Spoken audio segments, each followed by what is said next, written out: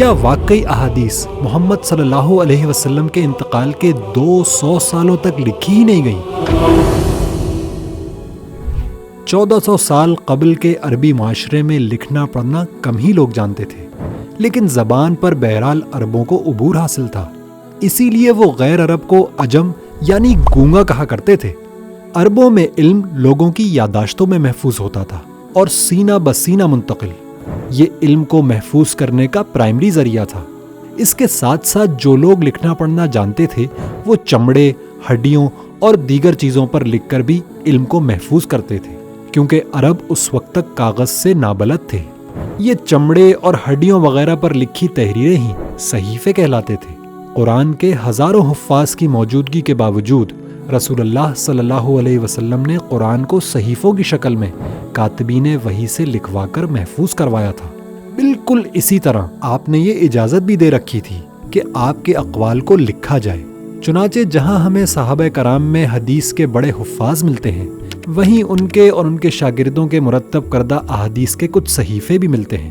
یہ صحیفے کتابوں کے طرز پر کوئی پبلش ڈاکیومنٹ نہیں تھے، بلکہ ان حضرات کے نوٹس تھے جو اگلی نسلوں تک منتقل ہوئے اور بالآخر کتب احادیث کا حصہ بن گئے۔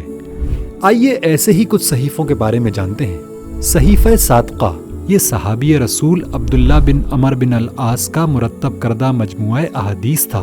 اس میں 1000 احادیث تحریر تھیں۔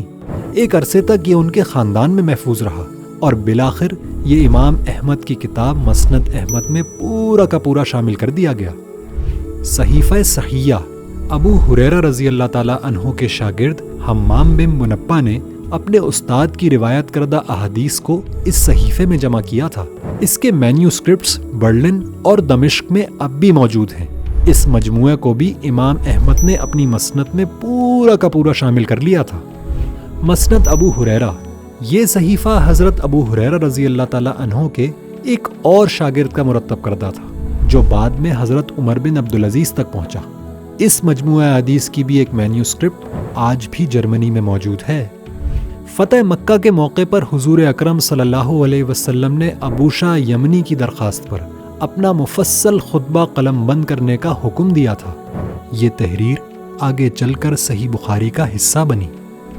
حضرت انس بن مالک اپنے نوٹس شاگردوں کو دکھاتے ہوئے یہ کہتے تھے کہ یہ احادیث میں نے خود حضور سے سنی ہے اور قلم بند کرنے کے بعد آپ کو سنا کر تصدیق بھی کروا لی ہے۔